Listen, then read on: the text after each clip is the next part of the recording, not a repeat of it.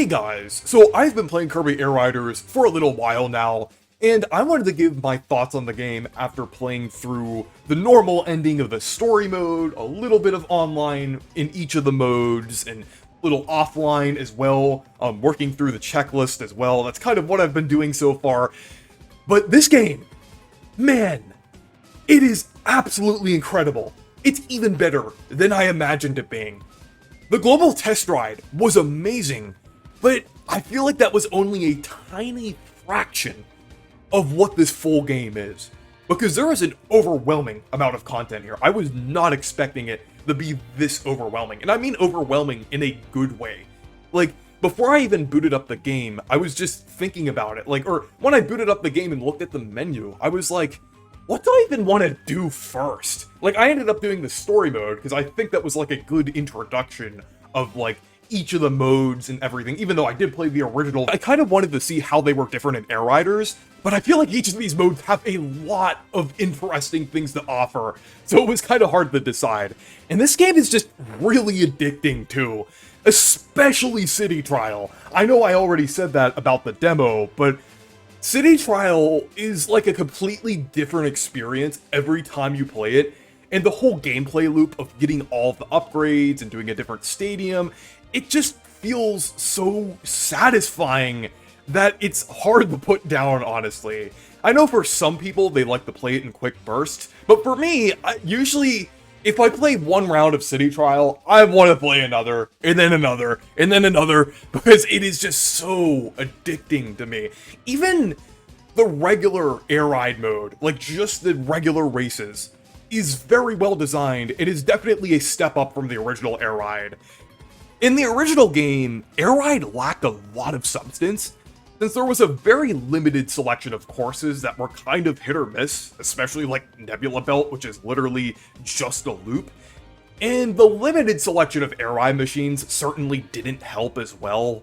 And there weren't really multiple characters because Bentonite and DDD are essentially just extra air ride machines, since you can't choose the other air ride machines with them. So it really kind of felt like a side mode when it was supposed to be the main mode. Most people gravitated to City Trial because of how lackluster Air Ride was in the original game. But in Air Riders, Air Ride just feels so much better. Sure, it doesn't have a ton of stages, but the stages that are here are very high quality. And then also, the vast selection of characters and air ride machines and all the combinations that you have with them definitely helps as well. And also, the fact that they just made it faster did wonders to this mode. I feel like the speed increase was the best thing that they did with this mode. It feels so much better just with the speed increase alone. And some of the added mechanics and kind of tweaked mechanics as well, the slipstream thing behind the characters, that makes it feel a lot more satisfying. The visual effects just is kind of a fun addition as well, that just makes it more exciting. Just overall, I feel like the upgrade that Air Ride got was incredible. And it feels like a mode that I can actually go back to a lot now. And the fact that they also remade the original courses is great as well. Because even though I did say the original courses were hit or miss, I feel like there are still more good ones than bad ones, and with 18 total tracks, I feel like one or two stinkers isn't as bad as if there were only 9 courses in the game. And moving on to Road Trip, the story mode, this was also incredible as well. It basically is kind of like a combination of classic mode from Smash Bros. And mission mode from Mario Kart DS. And I guess by extension, also kind of like the missions from Mario Kart World.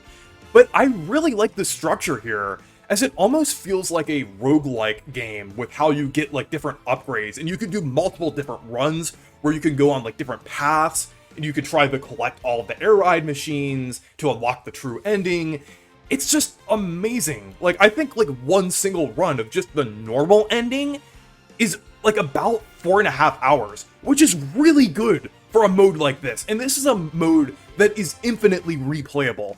And you're actually encouraged to go back and play it again because there's a new game plus. And you can kind of do different challenges each time So I feel like you'd have to play through this like multiple times in order to basically kind of play through all of the content here. There's also different difficulties as well, so you could then play through it again on like a harder difficulty. So I would say like you could definitely put like a couple dozen hours into this, just like replaying this mode, either with different characters, like different difficulties, unlocking all the paths. It's just amazing, and I really think this was handled well. And I also really like the cutscenes too. It seems like Sakurai actually decided to go all out with like a cool and interesting story mode again.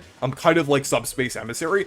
I wouldn't say it's exactly on the level of Subspace Emissary, but it is still really good. And these cutscenes here are amazing. So if you liked Subspace Emissary, as well as like a lot of the lore in the Kirby franchise, I feel like you'll definitely like this story mode. Because it does add a lot to the Kirby lore as well, because I definitely appreciate the Kirby lore. There's like a lot to offer from like all the games that have been released over the past few decades. But I feel like this is definitely kind of like in line with Kirby lore, but there's also like a lot of other crazy and interesting things that go on here. So I definitely loved the story mode here, and the way they handle the challenges are great as well. Some of them actually get pretty challenging, like later on. I had to like retry some of them like a few times, and I'm sure they would be even more difficult on the harder difficulties, because I just did like one run like in normal, and I'll probably like check out like hard and like extra hard at some point. But yeah, that was just really fun, and it's definitely a good thing to like experience like when you first play the game, because I feel like it's a good way of like introducing you to like all of the modes. So I just really enjoyed that aspect as well.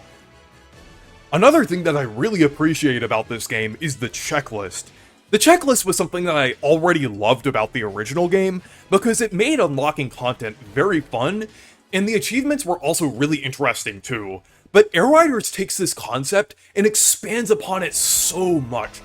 Like, there are hundreds of different achievements now, and you can even like view the achievements when you like pause the game, so you can like specifically kind of like aim to like do a certain achievement like while you're doing a certain task or mission or race or something like that. So I definitely think it was handled pretty well there. You could also like go into like the checklist and look at the rewards, and you can kind of aim for a specific reward. It will kind of like boot you into the menu or like a certain game where you're kind of trying to do that achievement. So they definitely streamlined it quite a lot, while also keeping it satisfying to unlock characters. So yeah, Kirby Air Riders is just absolutely incredible so far. I can't wait to just jump back into this game after I'm done with this video and just play even more of it, because it is that good. But anyways, let me know what you think of Air Riders down in the comments, and anyways, thank you guys for watching this video. Make sure to leave a like and subscribe for more, and make sure to check out my Discord server and Blue Sky if you want to. Stay perky!